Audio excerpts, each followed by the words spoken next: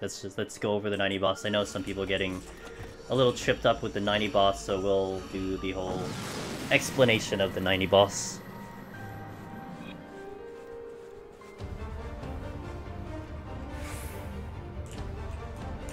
Drop some markers down.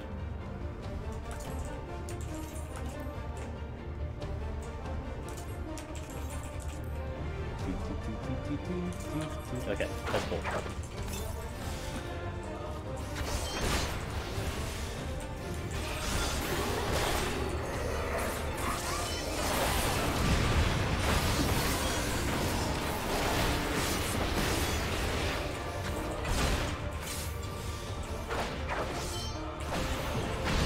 The beginning part of this fight is going to be very easy. He doesn't really do a lot of the mechanics until he gets to 84, so I'm not even going to Strength and Steel until then, because I can manage this pretty well. But once he gets to about 85 is when I want to Steel and Strength, and then we do the rest of the fight.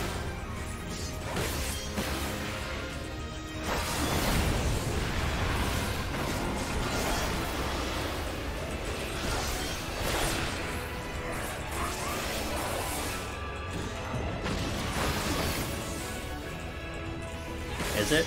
Yeah, I'm not worried about time. I know it's gonna be like around 8, so I'm not worried at all.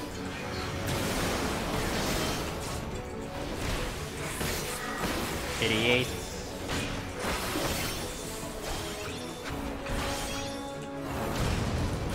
$87.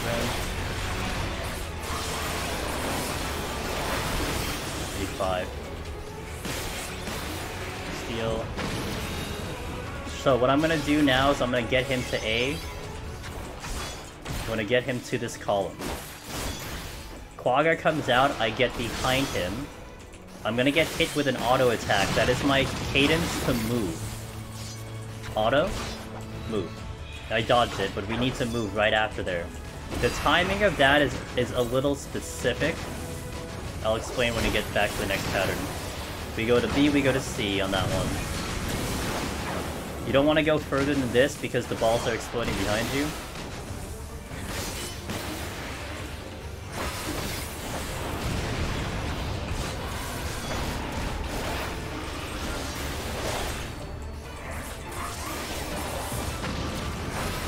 Okay, so we get it to A or use the column. It needs to be ideally on this marker right here. This is where you want to have it. Again, it's a little specific, and I can't guarantee if you veer off the strategy, you're a survivor. I get behind, wait for the auto. Auto attack comes out, then I move. Auto moves here. Because he's going to be stuck in the auto attack animation, that positions the proximity in a really good spot. So that's why you wait for the auto attack. If you go earlier than that, he's going to chase you. And then it kind of gets a little weird with the timing of the proximity. That's why you wait for that auto in particular. Again, it's like a cadence, it's a buffer if you want to call it, whatever method you want to call it. But it allows you to manage the distance of that meteor proximity so it doesn't get too spooky. And people have been getting clipped with like the Phantom Meteor, where like there's no proximity and it just drops very quickly. And I think a lot of that is maybe because the meteor is just too close. I've never died to it. Third rotation, you're not going to see a ball here, but we'll still practice the proper thing. I wait for an auto attack. I move. I go to B. So he shifted a little bit, but he's still over there. I want B because I'm going to bait the line AoE in this angle. And I get to move to C, and again, I don't want to go any further, although in this specific position you can actually go further than that, but I would not recommend it. And that's how we do this fight. Melee shot. But again, each part of this bit of this strategy is a little specific. If you veer off of the strategy in any way, I cannot guarantee you'll survive. If you do it this way, to the letter, I've done this like dozens of times already. This is not, you know, driven me in the wrong path. Been more or less always successful with doing it this way.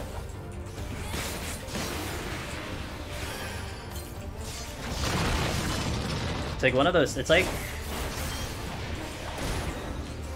Honestly, it's almost like if you were probably baking, I imagine. Baking is very specific. If you kind of you know, YOLO some of those ingredients, your shit's not gonna come out right. And this is how you would kind of relate it to that. If you do everything right, everything should be fine. If you do anything off the strategy, things might go wrong. Might. And I don't know, because I don't go off the strategy, you know what I mean? The right after the auto just moved once I saw the cast bar. Yeah, so let me get a better angle when we do that auto, when we take that auto. You'll see, it's also like, that is a general mob thing that they do in this game. When they auto attack, they kind of get stuck in place. So watch, I'm gonna take the auto. I move, he'll shift a little bit, but then he does meteor impact. I think the next rotation, let me show you what happens if I move immediately, and I should be okay with it. But I'll showcase it just because you can see the difference.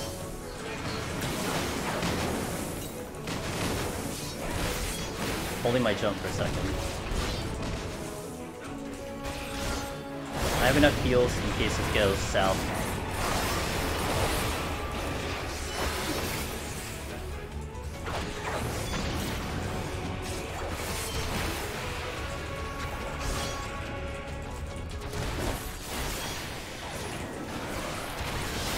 So this rotation, what I'll do on purpose is after the after the Quagga, I'm just gonna go over to this one. I'm just gonna go to B right away. And what you're gonna see is he's gonna chase me down. Look how far he gets before he drops Meteor. That's important. By standing in that position to take that auto attack, that's a massive difference in terms of my, you know, in terms of like where I need to go. It's kind of a big deal that you don't go any further. You take that auto. That is the early Meteor.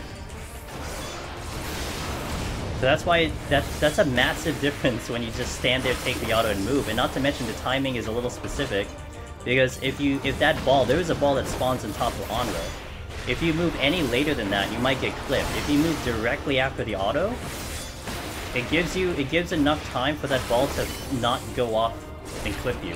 If it does, you can sprint as a backup strategy. But now look, I'm gonna wait for that auto attack, and I'm gonna move immediately after. You might even see that ball explode if it's here. No ball here. Auto, move, and he's stuck there. There's a big difference in terms of that amount of distance he travels by just waiting a second there.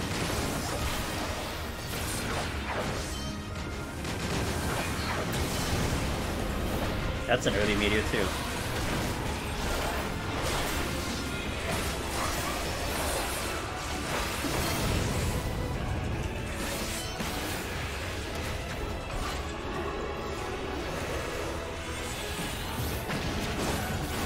My strength and steel is down to 2. Huh.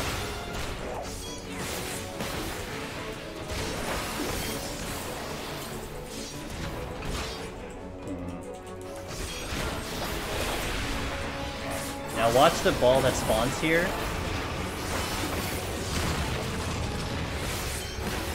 I wait for the auto, I move. So if you notice in the center of the room, if you saw the timing of those balls, actually that'll be a good indicator. Let me make sure you guys see that next time. Should be at least one more rotation, I feel like. Hopefully. If I can describe it.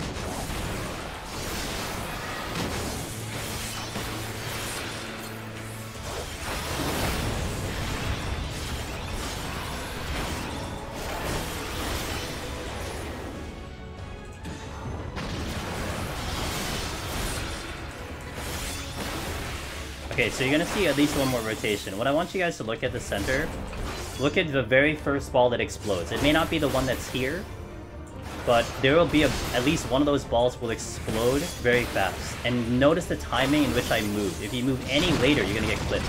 So I wait for the auto, check the center. Auto attack, I move. First ball explodes. Boom. So if the ball that's over there next to Onra explodes that fast, if you wait any longer, you're gonna get clipped. That's why you have to move fairly quickly. Again, it's specific. It's just a very specific method. Where if you're off by here, off by there, distance, timing, it gets weird.